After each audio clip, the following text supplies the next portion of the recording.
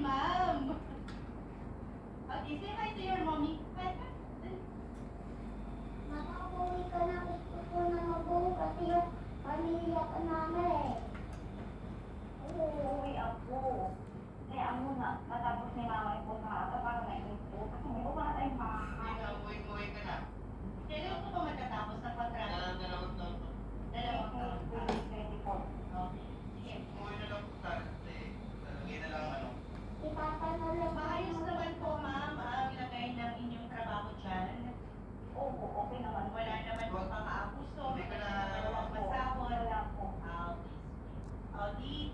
Tis lang muna, sir, pero madami namang paraan para mag-gusto kayo everyday, tapos Pero, pag-uwi ko po siya. Kasi, uuwi naman daw siya sa inyo eh. May kontrata naman, di ba? Di ba, ma'am? Pag natapos ang kontrata, uuwi naman siya. Meron po, sabi mo sa kanya.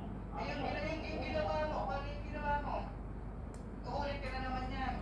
Hindi nga eh. I think, sir, kailangan i-trust, karoon naman ng trust sa isa't isa. Nagtiwala na ako dun eh. Hindi, sir, para malinaw. Kasi sinabi mo kanina gusto mo magpatawad. Okay na kayo para mag-usap sa mga anak. Ano ba gusto mo